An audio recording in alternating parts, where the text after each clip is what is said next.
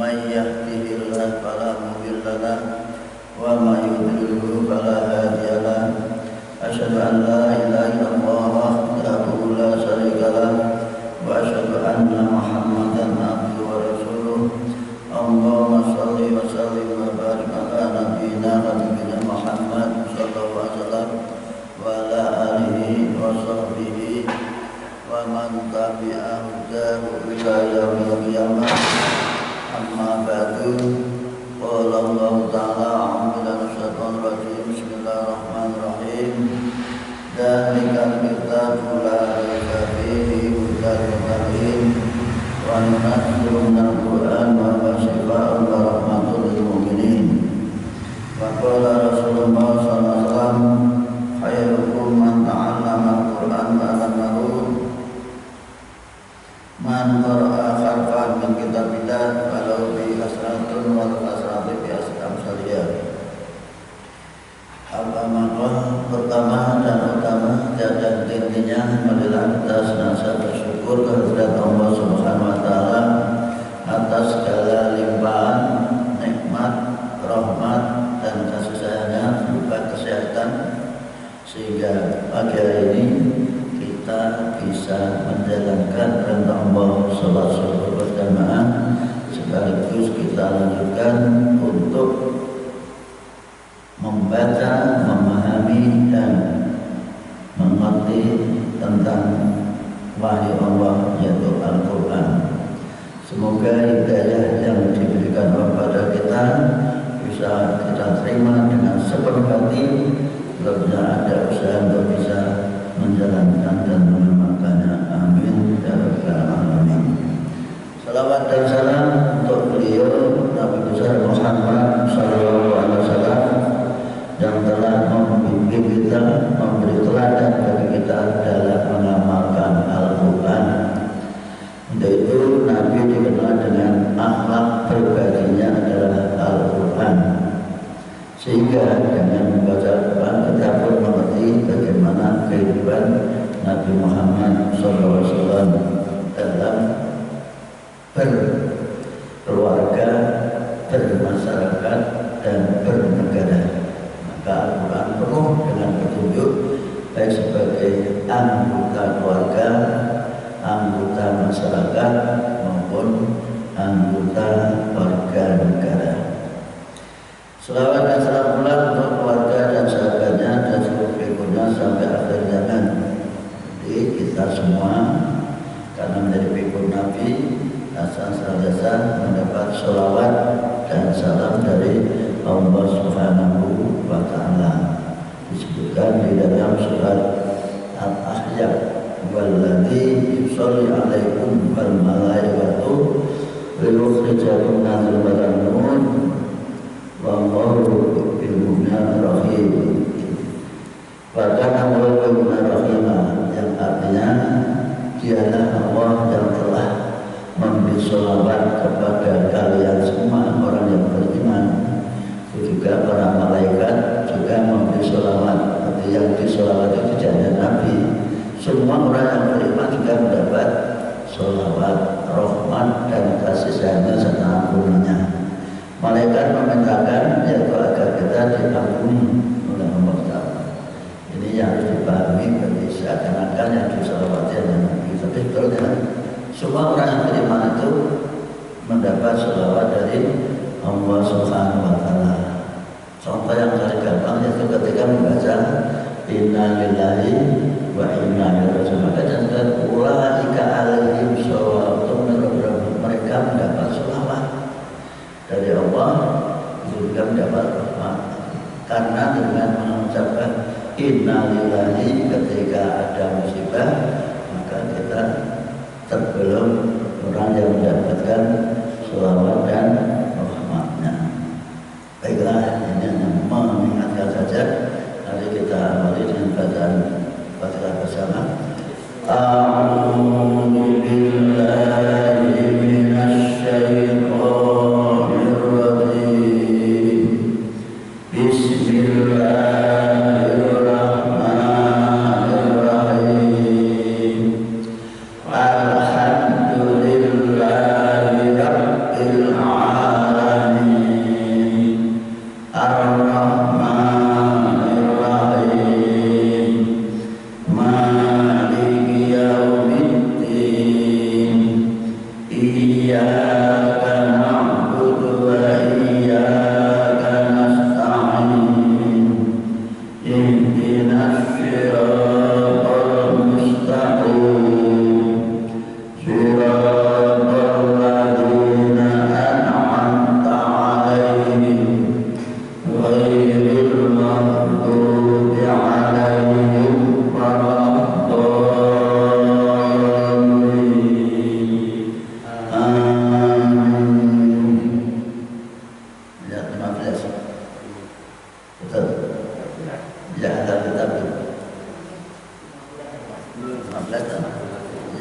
kitab.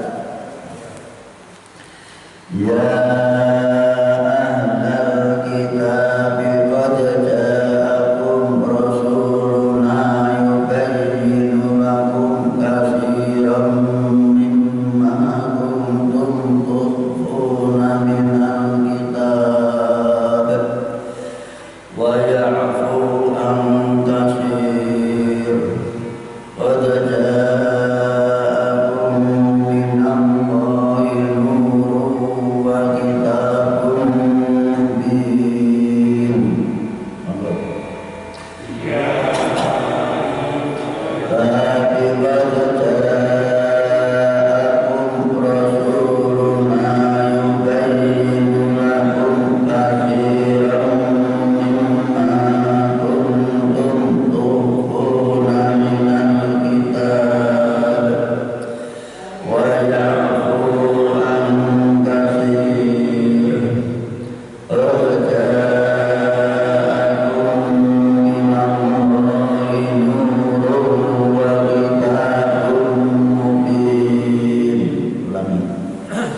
Ya ahlal kitab qad ja'akum rasuluna yubayyinu lakum katsiran mimma kuntum tukhfuna minal kitab wa ya'fu an katsir.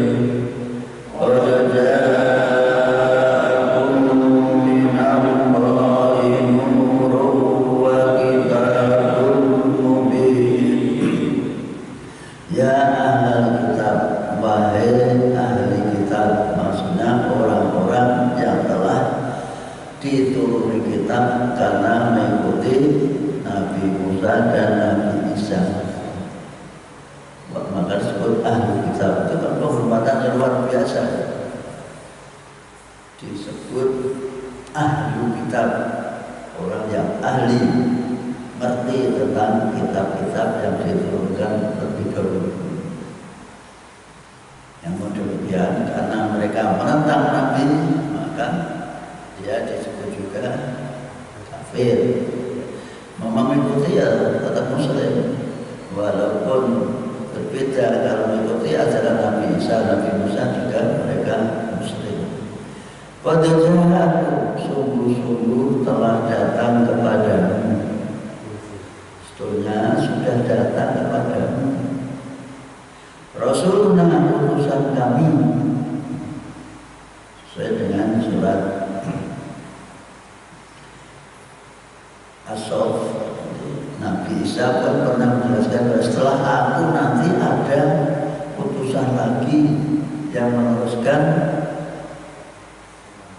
ajaranku, yang meneruskan risalahku, yaitu ajaran Allah yang disebut berserah diri sepenuhnya kepada Allah, bahasanya Islam. Yubayyinu, Rasul itu menjelaskan lakum terhadap kalian katsirun, banyak sekali, kebanyakan, mimma dari penjelasan atau isi penjelasan kuntum yang kamu semuanya yukun yang menyimpan minal kitab, dari kitab Taurat maupun Injil. Banyak yang kamu simpan, tidak kau jelaskan, tidak kau amalkan dalam kehidupan sehari-hari.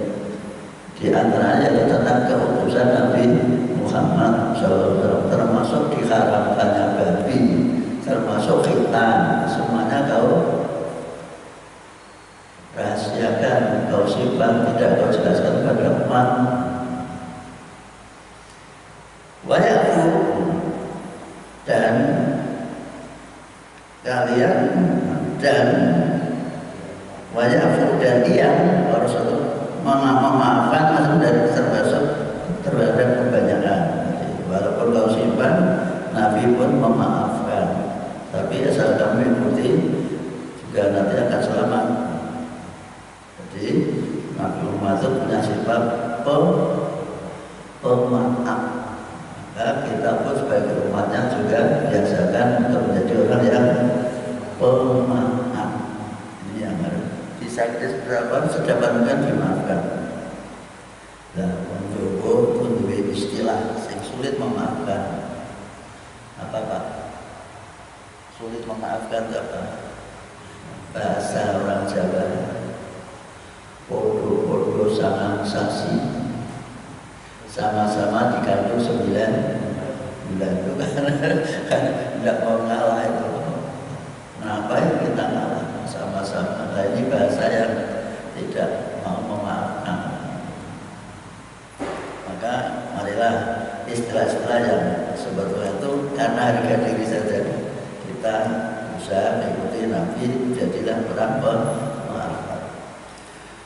Waktu ja'akum, sungguh-sungguh telah datang kepada kalian minallah dari Allah, sungguh telah datang nurun cahaya yang yaitu ajaran agama yang jelas, rawelo menerangi hatimu yang gelap, sehingga yang disembah semestinya itu Tuhan pencipta, tapi ternyata kamu menyembah patung, kan gelap sekali.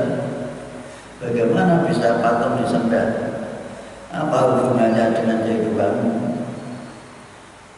Ternyata disebutkan di dalam surat Az-Zumar bahwa mereka itu menyembah ladzina takhudhu min dunillahi awliya ma na'budu illa liyuqarribuna ila wajhillah. Kami tidak menyembah, alasannya kami tidak menyembah tapi hanya agar mereka orang-orang yang kami sucikan, kami hormati itu mendekatkan kami kepada Allah. Bahasa kita namanya wasilah, perantara, karena mereka dianggap dekat kepada Allah. Kenapa disebut dekat? Karena mereka telah kembali kepada Allah. Inna lillahi wa inna ilaihi raji'un. Maka mereka dianggap lebih dekat.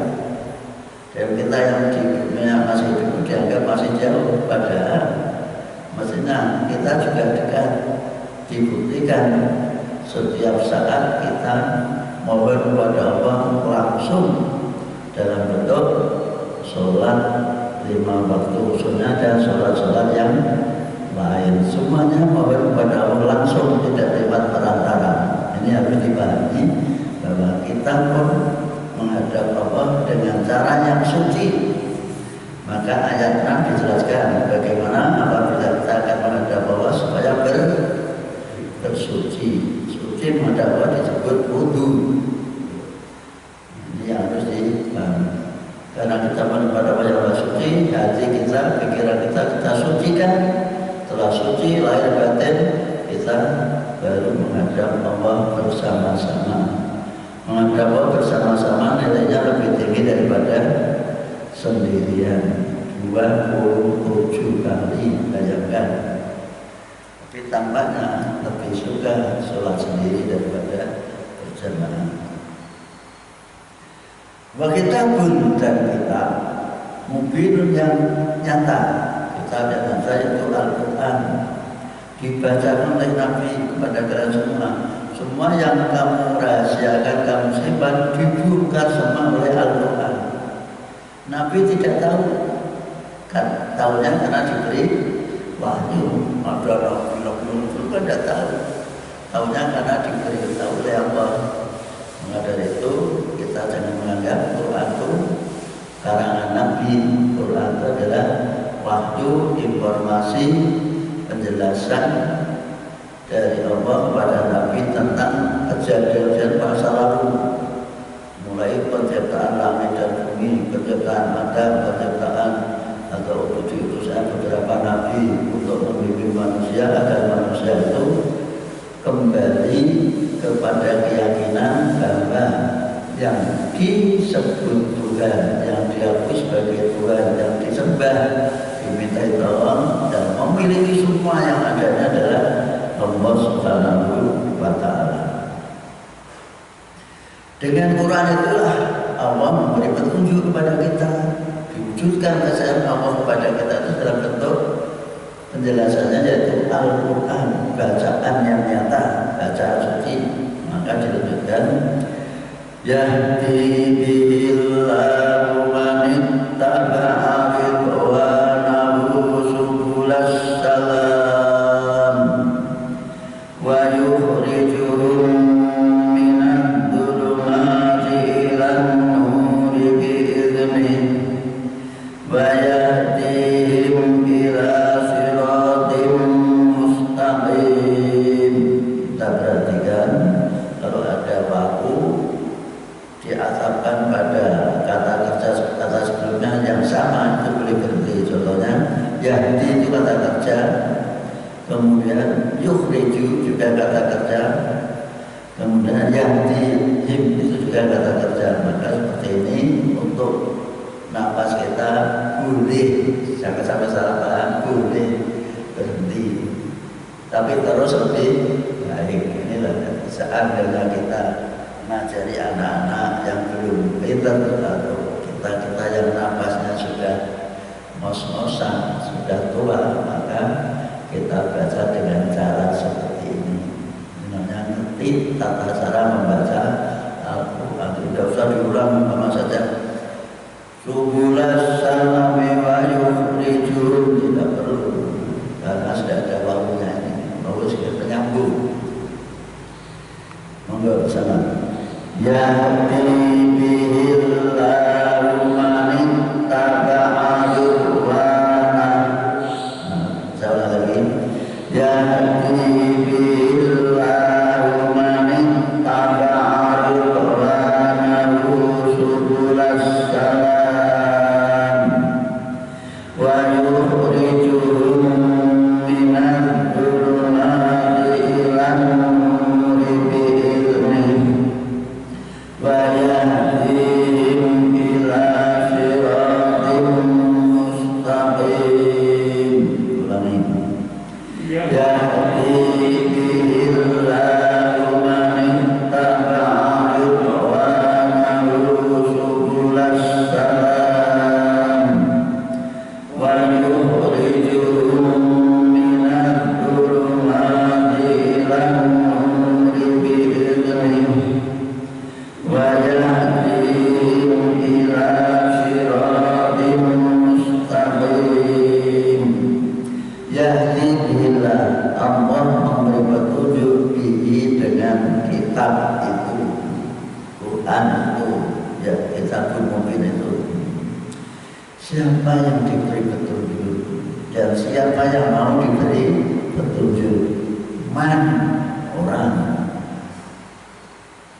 Allah memberi petunjuk dengan Quran kepada orang. Ittaba'a, yang mengikuti, yang mau mengikuti. Ridwanahu, kerelaan, keridhaan Allah. Mau mengikuti, ingat yang diberi Allah coba banyak ingat dulu. Raditu billahi robban, orang itu agama Islam dina, dan Allah meridhoi Islam sebagai agama. Mengikuti Ridho berarti mengikuti ajaran Islam. Bentuknya subulas salami, yaitu jalan-jalan yang ada di dalam ajaran Islam, ajaran-jalan menuju keselamatan. Jalan-jalan beberapa metode yang ada di dalam Islam. Apa itu? Sholat, puasa, ini semua jalan. Zakat, infak, sedekah, bahkan berbuat baik kepada semua orang, jalan menuju keselamatan, kedamaian. Beberapa jalan menuju kedamaian, salam keselamatan, kedamaian. Ini yang harus dipahami betul-betul. Islam itu membimbing kita menuju jalan-jalan, cara-cara hidup damai dengan siapapun. Hingga sebelum salam, jalan-jalan menuju kedamaian. Disampaikan itu wahyu juga mengeluarkan kalian, mereka. Siapa yang mengeluarkan? Allah. Minadh dhulumati, dari kegelapan. gelap, tidak tahu arah, tidak bisa membedakan benar dan salah, tidak bisa membedakan mana yang baik, mana yang jelek. Coba bayangkan manusia dalam bertuhan untuk mohon kepadanya harus membuat bentuk benda dulu, dibuat sendiri, patung atau gambar atau benda yang lain dibuat, setelah dibuat disembah. Kalau tidak beda, tidak mungkin tertutup. Kalau artinya tertutup, ya seperti itu, diberitahu seperti apapun ya, maka dikatakan Quran atau apa itu mengeluarkan umat manusia dari kegelapan berpikir, kegelapan iman, kegelapan bergaul, ilanuri menuju cahaya yang terang benderang. Cahaya terang benderang diantaranya bertuhankan satu, tidak boleh berjalan lain. Tata cara ibadah pun diatur, menyembah kepada Allah, cara menolong orang mati di solati. Sudah cukup semestinya.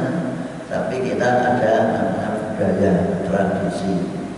Tradisi itu karena tradisi sudah mendarah mendaging oleh para pendakwa dulu, disisipi dengan amalan-amalan yang sekiranya bisa mengingatkan, yang dikenal dengan apa?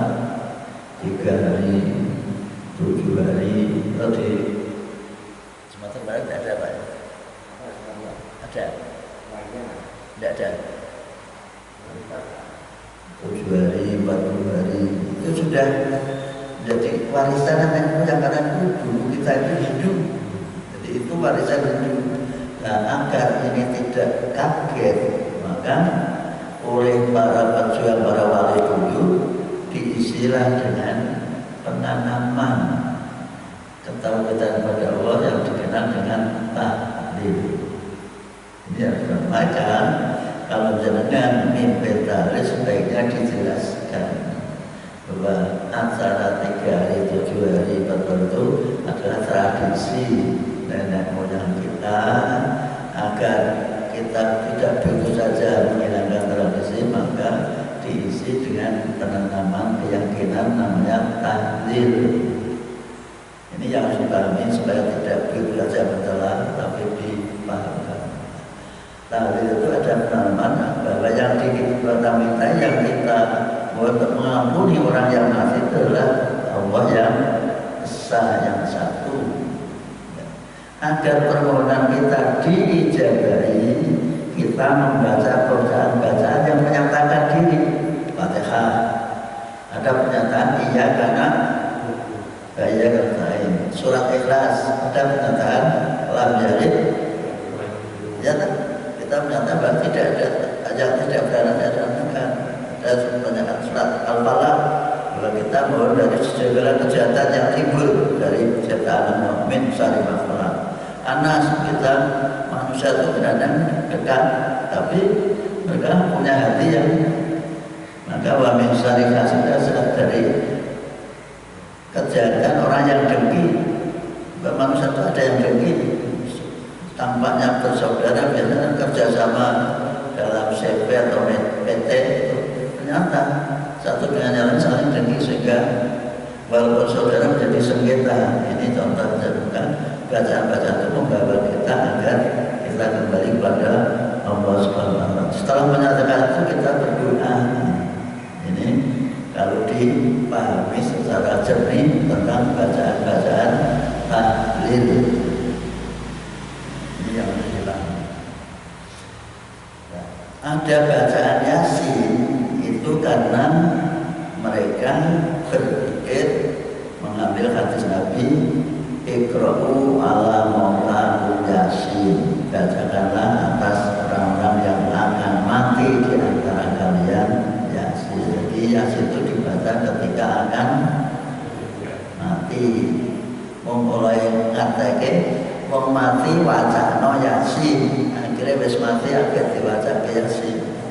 Maksudnya sebelum mati. biar yang mati itu sadar bahwa manusia pasti akan mati. Kalau sudah mati, al-yauma nakhtimu ala afwahihim, besok kita akan tahu bahwa mulut kita tidak bisa alasan untuk tidak mengesahkan Allah. Kalau di tangan kita akan bicara, menjadi saksi bahwa kita pernah berbuat gini, semuanya menjadi saksi. Tangan kita menjadi saksi. Mulai dunia sekarang sudah bisa menjadi saksi. Sudah menjadi bisa bicara, tangan bisa bicara. Percaya Pak? Buktinya apa kalau tangan bisa bicara? Pak polisi itu kalau mencari, itu mesti dicari sidik. Ya kan? Pakai jari. Berarti tangan bisa memberi keterangan. Sab-sab dengan surat Yasin atas yaitu al-juhu. Bukan macam tangannya berbicara dan kaki menjadi saksi. Ini yang harus maka baca Yasin itu tidak hanya dibaca dan pahalanya dikirimkan, tapi bacalah ketika ada orang akan mati. Bahkan ada kata lain dalam ulama itu akan meringankan sakaratul mautnya si yang mati itu kalau dibacakan Yasin. Nah, kita biasanya terlambat baca Yasin ini setelah ya kan? Ya kan? Setelah itu terlambat, saya kaget itu motornya sebelum. Kalau di pemahaman agama yang lurus dibaca sebelum ketika nanya. Nah, ini juga ada kejadian di tempat saya sana. Ketika ada orang akan mati, ada suara Yasin, ternyata suaranya suara HP, kok telinganya.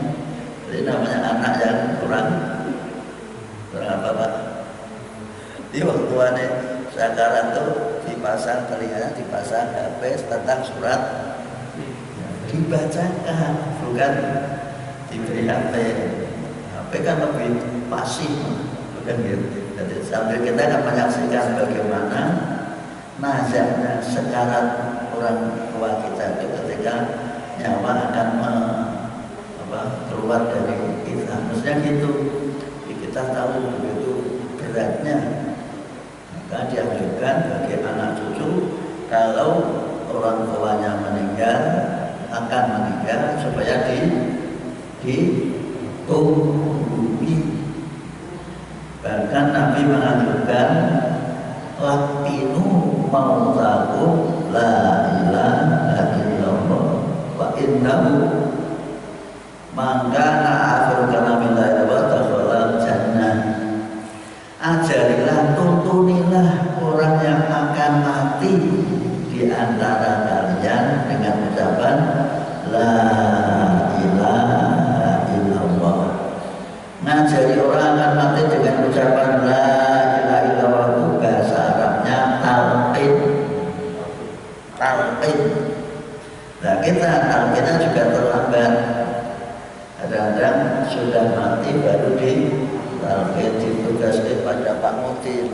Saya teringat punya tetangga Mutin, apa talqin? Maka ketika meninggal tidak ada yang berani talqin. Nah, dia usahakan kok saya disuruh talqin, akhirnya terus langsung tidak usah talqin-talqinan. Ini contoh. Jadi maksud talqin itu ngajari, nuntuni orang yang akan mati. Kok diucapkan karena Nabi bersabda, siapa yang terakhir kali bisa mengucapkan sebelum mati bisa mengucapkan la ilaha illallah masuk surga. Ini harus dipahami dalam menyikapi kondisi real masyarakat Islam khususnya di Jawa seperti itu. Paham ya? Jadi kenapa diturunkan? Karena orang yang bisa menjalankan la ilaha illallah akhir hayatnya akan masuk surga. Sedangkan orang yang hidup itu tugasnya untuk memintakan ampun agar besok surga. Maka orang Jawa menyebut orang yang telah mati disebut swargi. Maksudnya harapan agar orang yang mati itu masuk surga. Nah inilah yang sering dilalaikan, dilupakan pada kita. tidak boleh tahlilan.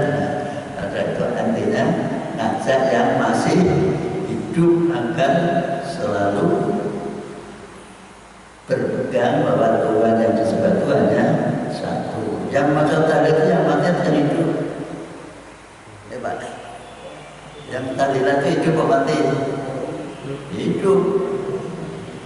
Nah, kumpul sering memberikan namanya kelayatan atau takziah, memberikan hiburan kepada keluarga yang tinggal mati agar tidak disesati atau diratapi. Meratapi orang mati itu bagaimana? Yaitu mengungkap hal-hal yang dulu belum diberikan ketika masih minta ini. Aku buat toko kecil dulu, minta sekarang, Mas Teh belum punya uang, besok saja.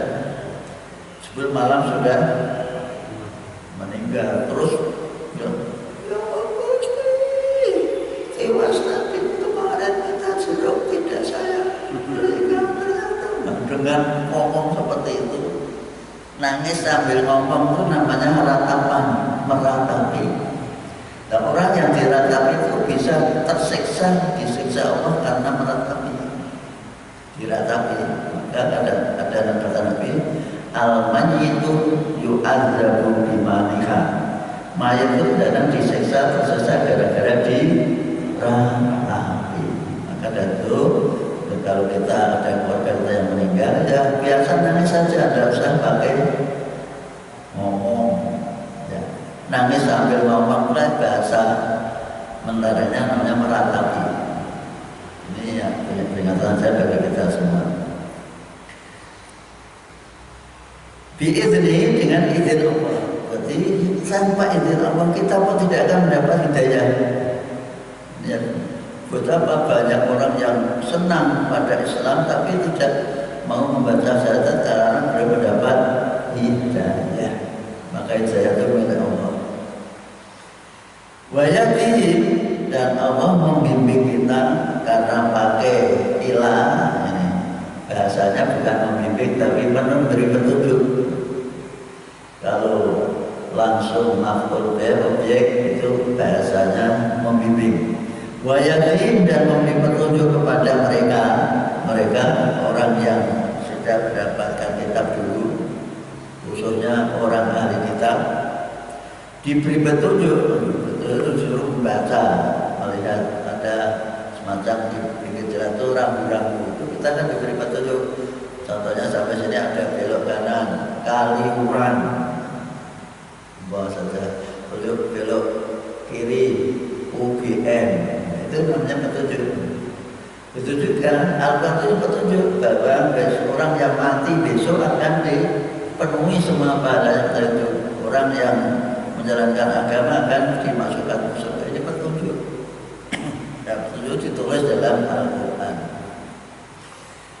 Kalau menjadi objek contohnya ihdinas siratal mustaqim, mengartikannya bimbinglah kami. Apa bedanya bimbing dan berpetunjuk, Pak? Bedanya apa? Petunjuk itu suruh baca sendiri, arahnya ini ke sana, ini baca sendiri, kemudian dipahami, kemudian diamalkan. Tapi kalau membimbing itu diantar sampai ke tempat. Oke, lima itu kalau terkait, nah ini jadinya membimbing sampai ke UGM. Tapi kalau memberi petunjuk cukup diberi gini, niki perapatan niki makin belok kiri terus makin lurus makin kanan, dan itu jadinya memberi petunjuk. Kalau tidak membimbing diantar sampai ke tempat, maka kita minta pada Allah agar dibimbing ihdinas siratal mustaqim. Terus cara memahami bahasa Arab sampai sejauh itu tidak sekedar arti hajat itu memberi petunjuk, hidayah petunjuk, tapi juga bimbingan. Ini sekedar tahu saja. Selanjutnya sekarang kita diberi informasi Allah tentang orang-orang yang menempatkan manusia sebagai Tuhan. mereka salah paham, maka diluruskan oleh Allah, maka beri petunjuk. Laqad kafara alladziina qalu inna Allaha wal masiihu ibnu Maryam qul faman yamliku minallahi syai'an in arada an yuhlikal masiiha ibna Maryam wa ummah wa man fil ardi jami'an. Lebih baik kita berhenti pada saya. Faqul faman yamliku minallahi syai'an in arada an yuhlikal masiiha ibna Maryam wa ummahu wa man fil ardi jami'an walillahi mulkus samawati wal ardi wa ma bainahuma yakhluqu ma yasha. Keduanya ada wakaf, berarti salah satu boleh, keduanya boleh. Jadi seandainya teruskan walillahi mulkus samawati wal ardi wa ma bainahuma yakhluqu ma yasha.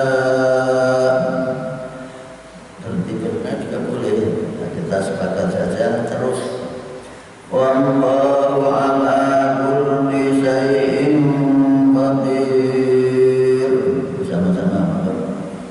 Laqad kafara alladziina qalu inna Allaha wal masiihu ibnu Maryam qul faman yamliku minallahi syai'an in arada an yuhlikal masiiha ibna Maryam wa ummahu wa man fil ardi jami'an walillahi mulkus samawati wal ardi wa ma bainahuma yakhluqu ma yasha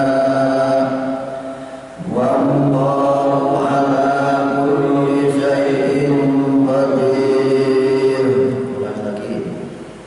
Laqad kafara alladziina qalu inna Allaha wal masiihu ibnu Maryam qul faman yamliku minallahi syai'an in arada an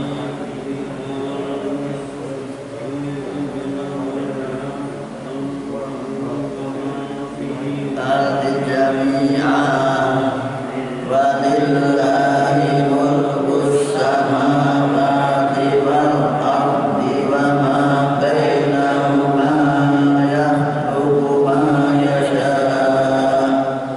wallahu ala kulli syai'in qadir. Laqad kafara diinformasikan karena banyak orang-orang yang mengaku mengikuti Nabi Isa tapi sudah menempatkan Nabi Isa sebagai Tuhan gara-gara ketemu dengan keyakinan Raja Romawi Konstantin yang mereka sudah punya keyakinan lebih dahulu, yaitu adanya Tuhan ketiga. Maka untuk agar tidak kontras bertentangan ajaran Nabi Isa diadopsi, dipertemukan, karena yang menentukan raja maka mereka menerima semua. Sehingga tahun 325 Masehi setelah Nabi Isa meninggal, Nabi Isa ditetapkan sebagai salah satu oknum Tuhan, sehingga muncullah keyakinan Trinitas. Maka karena Quran itu turun setelah 501 atau 600-an sepeninggal Nabi Isa, sehingga bisa menjelaskan apa kekurangan kesalahan yang ada pada agama yang dipeluk, yang yang dipeluk oleh orang-orang yang mengaku ahli kitab. Ini yang harus dipahami. Maka dikatakan biar mereka sadar, lakon kafar, sungguh-sungguh telah menjadi kafir. Walaupun asalnya mengikuti Nabi Isa kan Islam, karena mengikuti Nabi Isa, sungguh-sungguh telah menjadi kafir, itu telah menutup diri dari kebenaran ajaran yang dibawa oleh Nabi. Alladzina orang-orang yang mengatakan sama dengan menyatakan, orang berkata itu berarti menyatakan bahwa innallaha sesungguhnya Allah adalah al-masih Maryam. Yesus itu adalah Tuhan adalah Yesus. Sehingga direkayasa bagaimana agar kita bisa menempatkan Yesus sebagai Tuhan, maka dibuatlah cerita yang mengasihkan bahwa Allah melihat manusia yang selalu bergelimang dengan dosa, bunuh-membunuh, curi-mencuri, saling korupsi, dan semuanya itu ada pada manusia. Tidak ada setan sejahat apapun tidak pernah korupsi. Sebenarnya setan, iblis, jin yang dikatakan jahat itu tidak pernah. Percaya enggak? Percaya enggak? Percaya enggak? Setan yang jahat, iblis yang jahat, jin yang jahat itu tidak pernah korupsi.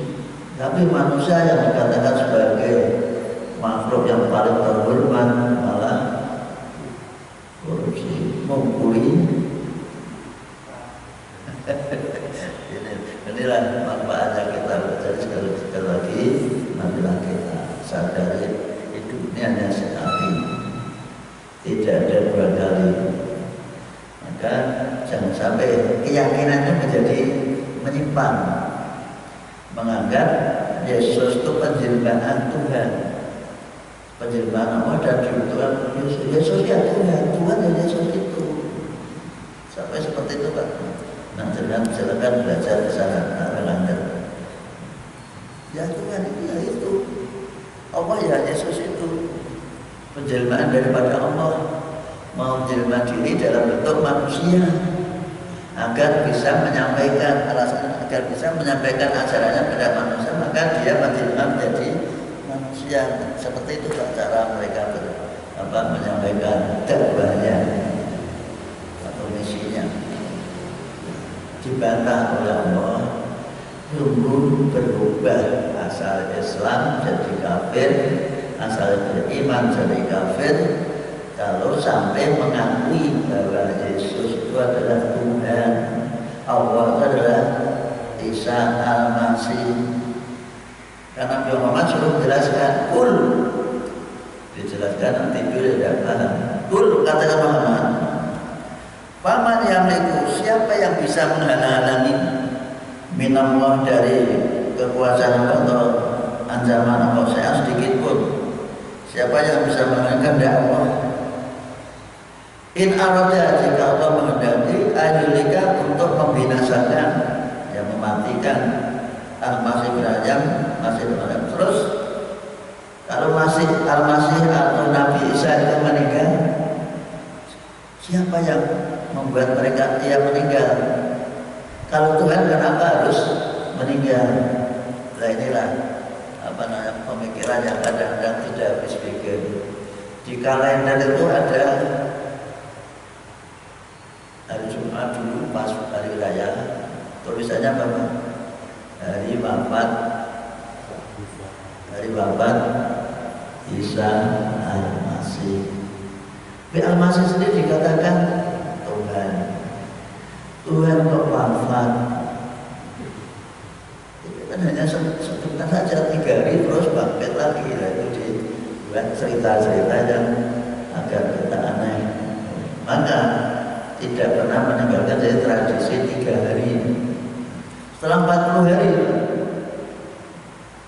Itu kan tanggalannya kalau hari libur lagi hari apa? Kenaikan Isa masih nyata. Jadi sudah naik setelah 40 hari. Ternyata mengambil tradisi, ada tradisi 40 hari sehingga klop antara orang yang sudah melakukan peringatan 40 hari dengan hari tadi, hari kenaikan Isa Masih. Itu hati-hati campur aduan antara budaya, maka silakan kita merayakan, tapi harus dijelaskan betul-betul agar mereka tidak lepas dari akar agama, yaitu agama Islam kita ditanamkan kepada tradisi yang telah lama, yaitu tradisi Hindu. Mungkin kadang-kadang orang Islam dikatakan tradisi Hindu atau secara trimo itu adalah asli Islam. Nah ini kadang-kadang aneh. Ya udah apa-apa tentang tradisi, kemudian kita jelaskan diisi dengan lain-lain agar orang yang membaca itu sadar yang disembah, yang diminta itu hanya Allah Subhanahu wa Ta'ala. Yang bisa mengampuni juga hanya Allah Subhanahu wa Ta'ala. Siapa yang bisa mengampuni dosa selain Allah Subhanahu wa Ta'ala. Terus kalau Allah menghendaki, menginginkan mematikan Isa dan ibunya, bahkan menghapus, memusnahkan, menghancurkan, mematikan seluruh makhluk di bumi, siapa yang bisa menghalang-halang? Isa pun meninggal, ibunya meninggal, bahkan seluruh manusia meninggal. Siapa yang bisa menghalang supaya tidak meninggal?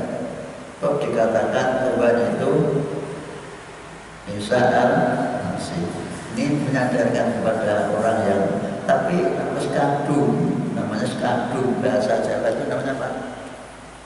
Skadum ya Allah. Sudah menjadi salah, nah salah kaprah, sudah jadi kaprah, walaupun salah, sekalipun salah tapi sudah kaprah. Wangel Raja Pak disadarkan mati orang Jawa bilang lambi satu mang kari semerang. Itu sebenarnya lambi semerang nganti satu mang. Itu sebenarnya juga lambi semerang nganti satu mang atau nganti satu mang kari semerang. Sebenarnya begini. Anak orang Jawa tadi, paling Jawa tu, lambi satu man kali semerang, atau lambi semerang nanti satu man, nanti satu man, gitu terus.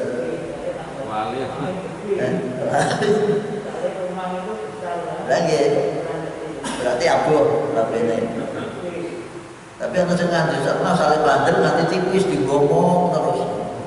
Berarti lambi satu man kali. Kita pada bener ya. Lambi satu man kali semerang ngomong romantik aus. Barang aus berarti saja tipis.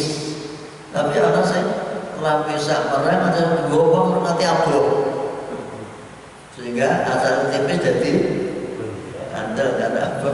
Pokok ini sering jadi budaya sebenarnya ini. Nah, itu tetap karena belum mendapat hidayah, itu Islam seperti itu. Allah tetap membuat orang itu sadar. Kalau memang Allah belum membuka hatinya, kamu omong Isa di semalam tadi bisa pernah nanti satu mak atau ngambil satu mak kari semerang, ya tetap tidak mendapat hidayah. Alhamdulillah kita diingatkan hidayah itu milik Allah Subhanahu wa Ta'ala. Tugas kita sebagai pengikut Nabi tugasnya apa? Diingatkan di dalam surat Yasin, wa ma 'alaina illa balagul mubin. Kewajiban kita, kewajiban kami hanya menyampaikan. Di diterima ya alhamdulillah, ditolak ya alhamdulillah. Seperti sudah kita sampaikan itu Pak, cara berdakwah itu seperti itu. Jadi jangan orang sakit hati, biasanya orang tidak digugukan sakit hati ya, dikandangi ngoyo-ngoyo malah maneni malahi, ada gitu. Terus sekali lagi cukup sederhana, tugas itu hanya menyampaikan, merasa ngomong. Sampai Nabi diingatkan, innaka la tahdi man ahbabta, kamu tidak bisa memberi hidayah, memberi petunjuk pada orang yang kamu cintai. Walakin Allah, tapi Allah lah jadi mayasa, akan yang memberi petunjuk pada orang yang dikehendaki oleh Allah. Namun demikian ingat nanti surat Maidah juga bahwa Rasulullah ya ayyuhar rasul baligh ma unzila ilaika, Rasul, sampaikan yang telah kamu terima dari Tuhanmu. Kalau tidak kamu sampaikan berarti kamu tidak melaksanakan tugasmu. Nanti supaya membaca Quran itu tidak hanya satu ayat tapi ditafsirkan dengan ayat yang lain. Itu cara menafsirkan ayat. Sudah ayat itu sekali baca ternyata ada penjelasan yang lain. Melanjutkan, walillahi mulku, perlu diketahui bahwa kekuasaan di langit dan bumi itu hanya milik Allah. Yang ada antara bumi dan langit itu semuanya milik Allah. Ya Rabbu Mayasa, Allah menciptakan apa yang dikehendaki, bukan apa saja, termasuk menciptakan corona. Itu Allah berkuasa. Ini yang agar meredam hati kita, tidak menyalahkan siapa-siapa, tapi kita selalu ikhtiar berusaha agar kita terhindar dari virus yang tidak tampak. Di antaranya pola-pola hidup, kita selalu di rumah, di kampung maksudnya, tidak pergi keluar daerah. Misalnya ada kasih mereka baladi daerah tapi disempitkan menjadi rumahnya.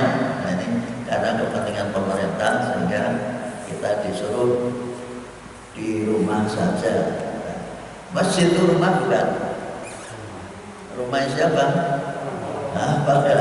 Jadi kita ke masjid itu ke rumah juga. Jadi tidak keluar dari rumah, masih yang tetap berada di rumah Allah. Ini supaya kita tidak sanksi pergi ke masjid. Tapi masjidnya masjid sekampung, tidak seperti masjid Syuhada, masjid Auman atau masjid Istiqlal. Itu masjid-masjid nasional yang datang tuh berbagai macam beragam-ragam manusia, baik dari luar maupun dari dengan banyak orang, maka itu perlu diseleksi, ditutup. Seperti Masjidil Haram itu tidak mungkin dibuka, itu orang mesti akan untuk membatasi penyebaran virus itu perlu ditutup. Tapi masjid-masjid kampung seperti Muhajirin itu yang datang kan maunya kena dihitung wajahnya ketok kabeh, kelihatan banyak. Yang datang wajahnya tampak semua, yang tidak tampak hanya imamnya karena tidur akhirnya tidak tampak. Sekali lagi inilah kondisi real, maka kita namanya tidak digebiah. Apa ya? Gebiah ya. Jangan merasa ngeyel, tapi ini karena masjid kampung. Masjid kampung itu bisa diantisipasi kemungkinan pendatang karena memang masjid itu umum. Nah, agar kita antisipasi, maka dengan cara itu sistem tangan sebetulnya tangan sudah wujud semua. Karena orang Islam itu mesti selalu basuh tangan ketika wudu. Nah, untuk memastikan kita bersih, maka sampai ke masjid disuruh mengulangi tangannya saja ini dibersihkan. Bahkan pulang dimasukkan hand sanitizer itu supaya kita selalu menjaga kebersihan. Jadi sebaiknya dengan pakai hand sanitizer itu kalau pulang, belum masuk cukup pakai sabun, karena itu mengandung alkohol. Sebagian ulama mengatakan alkohol itu najis, bukan haram, najis. Maka nak masuk dengan tidak usah. Saya sering mengingatkan istri saya, jangan pulang saja. Maksudnya seperti itu. Sebagian ulama, tapi ada yang mengatakan alkohol ya, tape itu tidak najis, karena tape itu ada alkohol yang ini yang perlu dihitang. Kita lanjutkan. Wallahu a'lam bishawab. Allah itu terhadap segala sesuatu maha kuasa, akan menciptakan mengkondisikan dunia seperti apapun kuasa Allah. Membuat rukun itu gampang. Yahudi dan Palestina perang terus. Begitu ada corona, semuanya itu orang Indonesia. Jadi ayat-ayat terus, malah kadang-kadang virus itu digunakan kesempatan dalam kesempitan. Gawe anggaran gede jebule orang tinggu karena alasannya kamu. Lebih parah lagi, rakyat dianggap dibantu oleh pemerintah, padahal pemerintah itu bisa ada karena mendapat pajak dari rakyat. Nah, kalau bisa presiden yang bantuan, dari mana presiden bantu? Duitnya sombong. Dan ini namanya salah tafsir. Sebetulnya presiden tidak punya apa-apa, yang diberikan kepada rakyat jauh dari rakyat untuk rakyat. Kalau dikatakan bantuan untuk rakyat, merasa mengambil bantuan dari presiden lebih bagus. Ini contoh saja, sekali lagi supaya tidak salah persepsi. Baiklah, kita lanjutkan ayat yang ke-19. Bagaimana sikap orang Yahudi dan orang Nasrani itu menganggap dirinya paling dekat pada Allah. Wa qalatil yahudu wan nasara nahnu abna'ullahi wa ahibba'uh. Qul falima yu'adzibukum bidunubikum bal antum basarun yaghfiru liman yasha'u wa yu'adzibu man yasha'u wa lillahi mulkus samawati wal ardi wa ma bainahuma wa ilaihil masir. Wa qalatil yahudu wan nasara nahnu abna'ullahi wa ahibba'uh. Qul falima yu'adzibukum bidunubikum bal antum basarun mimman khalaq yaghfiru liman yasha'u wa yu'adzibu man yasha'u wa lillahi mulkus samawati wal ardi wa ma bainahuma wa ilaihil masir. Ulangi. Wa qalatil yahudu wan nasara nahnu abna'ullahi wa ahibba'uh. Qul falima yu'adzibukum bidunubikum bal antum basarun mimman khalaq yaghfiru liman yasha'u wa yu'adzibu man yasha'u wa lillahi mulkus samawati wal ardi wa ma bainahuma wa ilaihil masir. Wa qalatil yahud, berkatalah orang-orang Yahudi, wan Nasara dan orang-orang Nasrani, orang yang mengaku mengikut Yahudi, Nasara orang yang mengaku mengikuti orang yang lahir di Nazaret, maka disebut Nasara, yaitu mengikut Nabi Isa. Nahnu kami ini mereka mengakui nahnu kami abna'u adalah anak-anak Allah. Mereka mengaku sebagai anak Allah. Wahibah dan kekasihnya. Kami ini Yahudi Nasrani merasa sebagai kekasih Allah. Ini pun berimbas kepada orang. Ada orang Islam asal agama Islam masuk surga. Ini juga berimbas. Surga itu karena kita berbuat iman dan amal soleh. Ini bukan karena hanya mengakui agama. Maka jika dinyatakan yang namanya iman itu pernyataan dalam hati, diucapkan dalam mulut, kemudian diwujudkan dalam perbuatan. Tidak cukup hanya keyakinan saja, tidak cukup hanya ngomong saja, tapi harus antara hati, mulut dan perbuatan harus paralel. Ini yang harus tidak bisa satu iman roh. Ada yang penting agama Islam masuk surga. Memang itu modal dasar. Dan dasar itu kesadaran menyatakan bahwa tiada Tuhan selain Allah. Nah, itu harus diwujudkan dalam perbuatan, sholat, zakat, infak, sedekah, berkata yang benar, dilanjutkan dengan perbuatan-perbuatan yang lain. Maka orang yang mengaku seperti itu, maka Nabi disuruh mengingatkan. Qul, katakan pada mereka Muhammad, Falima yu'adzibukum bidzunubim, kenapa Allah menyiksa kalian karena dosa kalian?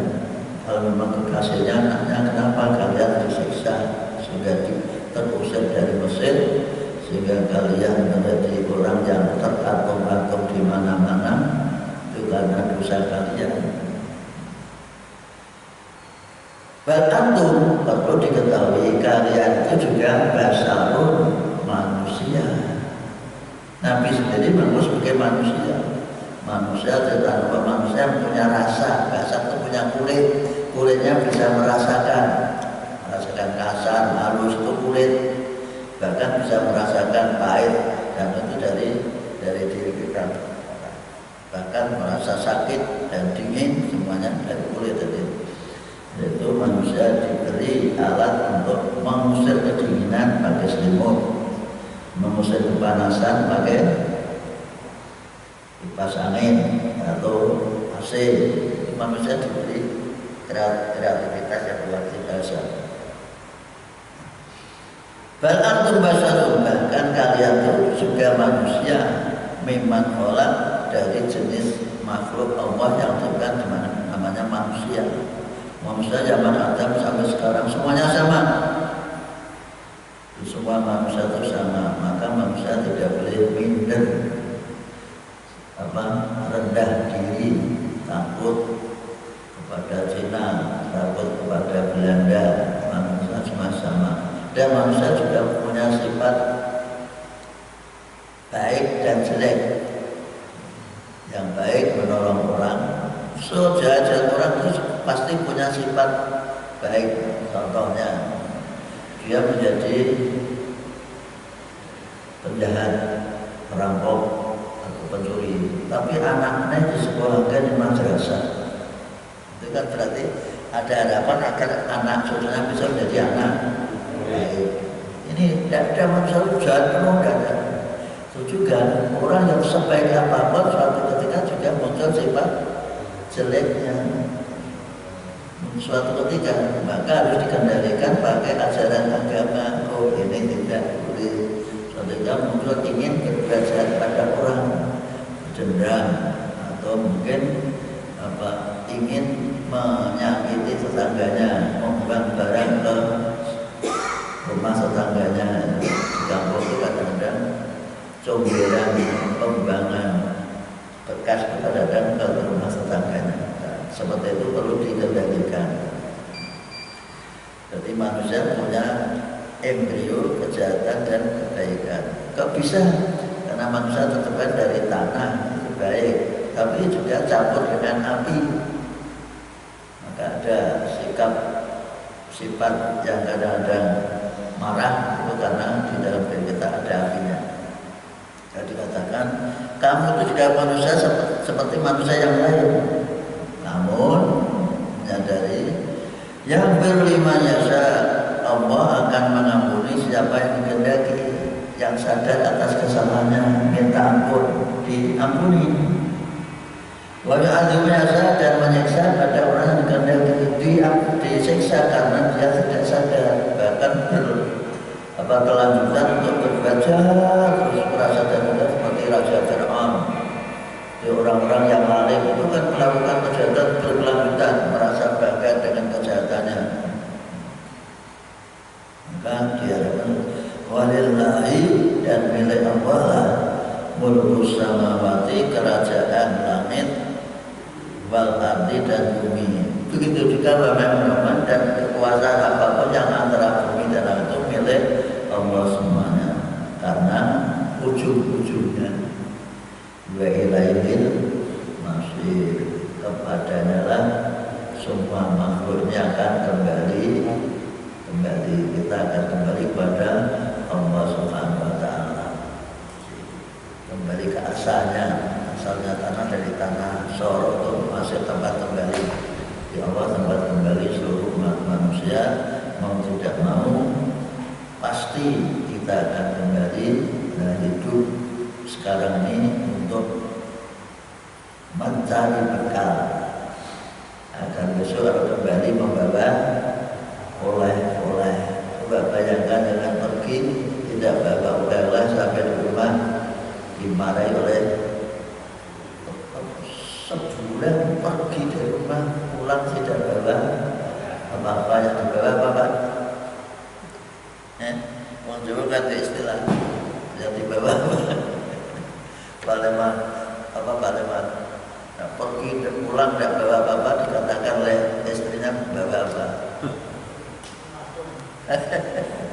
Itu orang Jawa itu banyak istilah Pak Arja tidak tahu ya. Pergi lama setelah pulang tidak bawa apa-apa itu diunek-uneknya kalau lucunya pulang bawa apa orang-orang roh. Itu luar biasa.